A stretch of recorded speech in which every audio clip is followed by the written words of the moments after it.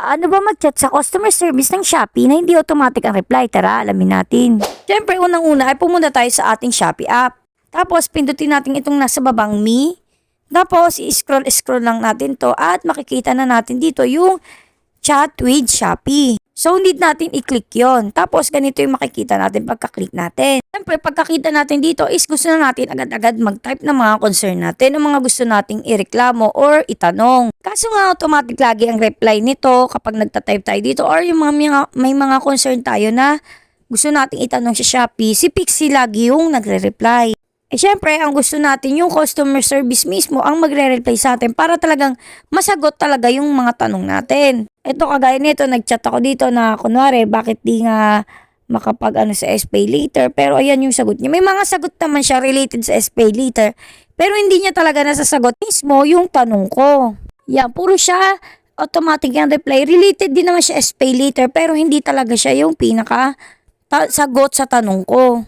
Paano nga ba tayo makakapag-chat sa live agent? Unang-una makikita nyo na agad dito yung chat with live agent. Pero hindi lahat is nakikita agad dito kaya pwede nyo siyang i-type ng mano-mano. I-type nyo lang is chat with live agent o kaya live agent. Same pa rin yung lalabas dyan, ganun pa rin. Tapos ayan, i-click lang natin tong chat with agent para mapunta na tayo dito. Next naman kung ano nga daw yung mga concern natin. Yan, pipili tayo kung sa shipping ba, sa Shopee Pay Wallet, sa SPay Later, sa account, sa load, sa payment method, return and refund, sa product listing, technical issue, voucher, or order mo kung nasaan na. So Shopee Wallet lang yung pinili ko for example. Tapos ito makikita nyo agad na may queue dito. Kung pang ilang kayo, swerte nyo kung number 1 agad kayo pero mostly kasi matagal to. Abot pa nga hanggang 22 lalo na kung dami talagang gusto mag-chat sa live agent. Tapos ayan nga, kapag meron na kayong live agent, pwede na kayo mag-chat ng kung ano-ano yung mga tanong nyo. Pero mas maganda bago kayo mag-chat at pumunta sa live agent o sa mga customer service nila, dapat is meron na kayong mga provide na screenshot.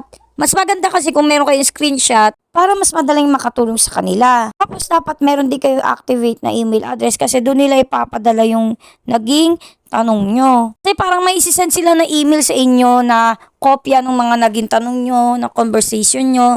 Doon nila din isisend. Siyempre, after ninyo mag-usap, dapat mag-iwan din kayo ng magandang review. Siyempre, ilagay nyo good kung talaga namang nakatulong sa inyo. Kasi alam ko, plus points din sa kanila yan. Mababait naman yung customer service ng Shopee o yung live agent nila. Kaya talaga namang makakatulong sila sa inyo. So, yun na nga. Thank you for watching. Yun lang.